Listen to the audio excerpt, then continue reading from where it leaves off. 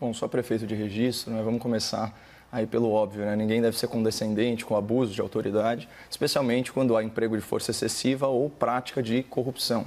Qualquer ilícito cometido por agentes do Estado deveria ser apurado e punido, né? Com rigor e celeridade exemplares. Eu acho que isso é ponto pacífico aqui no debate. Mas a pergunta desse programa ela é muito capciosa, né? Que é o seguinte: a polícia é muito violenta? Bom, é muita desonestidade intelectual responder essa pergunta fora do contexto da realidade brasileira, porque aqui a violência é generalizada e os perigos a que são expostas as forças policiais extrapolam todos os limites razoáveis. Em outras palavras, ser policial no Brasil é praticamente ser um super-humano. Quem você conhece que aceitaria subir um morro dominado por um poder paralelo que tiraniza e explora a população local? Quem que você conhece que se dispõe a encarar criminosos portando arma militar com pistola que chega a disparar sozinha?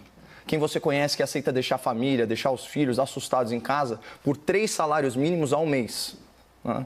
Em comparação com uma pessoa comum, como eu, como você, espectador, o policial brasileiro é submetido a um nível de estresse, de ansiedade, de tensão que são inimagináveis. Porque esse é um país que se diz em paz, mas que vive em guerra, refém do crime organizado, das facções terroristas. E isso foi potencializado aí por 3 fatores, né? Então, em primeiro lugar, desarmamento civil, mudanças na lei penal e depois sucateamento da polícia. Resumindo, nas últimas décadas, os governos da esquerda desarmaram a população civil e deixaram o cidadão de bem à mercê dos bandidos sem direito à legítima defesa.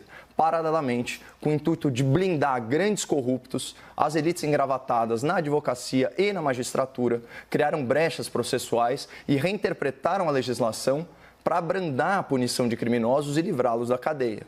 Além disso, políticos, né, que andam de carro blindado e contam com escolta particular, optaram por desprestigiar a força policial, moral e financeiramente. O que vocês acham que aconteceu?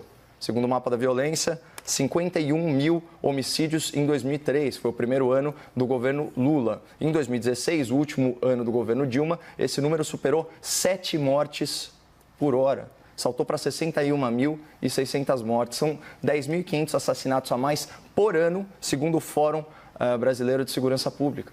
Isso é o Brasil com a esquerda no poder. Governos tolerantes com o crime, né? E são tolerantes porque eles próprios, muitos deles, já pegaram em armas ou já assaltaram cofres privados e públicos para financiarem as suas causas ou as suas casas, né? Também sítio, triplex e por aí vai. Bom, o número de homicídios agora, em 2009, então, primeiro ano do atual governo, despencou para 41.600 mortes. Então, é isso mesmo, 20 mil assassinatos a menos que no último ano do PT no poder. Então, o que mudou tão drasticamente? Prestígio presidencial aos soldados, o respaldo à corporação militar, o recorde na apreensão de produtos do tráfico, o uso da Força Nacional intervindo em estados e, sim, o aumento da letalidade policial em confrontos com o crime organizado. Alguém tem dúvida que isso fez reduzir a criminalidade violenta? Mas solucionar esse caos na segurança pública, gestado pela esquerda brasileira, não é um desafio para uma eleição, é um desafio para uma geração. Enquanto isso, né, o cotidiano de milhares e milhares e milhares de policiais é o mesmo. Eles continuam submetidos aí a condições desumanas de trabalho, correndo riscos incalculáveis e recebendo em troca um salário bem modesto. E bem injusto, para falar a verdade. Assim como é injusta a cobertura parcial que a imprensa militante faz do trabalho da polícia. A mídia enviesada trata a exceção pela regra, né? Como eu posso generalizar que a polícia é violenta se apenas uma ínfima minoria se comporta assim? Se eu vier aqui falar que o Congresso de ontem era comprado ou que o STF de hoje é um tribunal autoritário, na hora eu vou ser acusado de generalização, né? Só que reparem que o percentual de políticos corruptos no Congresso ou de ministros arbitrários no STF é muito, mas muito maior que o percentual de policiais que cometeram algum tipo de violência com a população de bem. Então, para fechar, vamos voltar à pergunta do debate. A polícia no Brasil é muito violenta?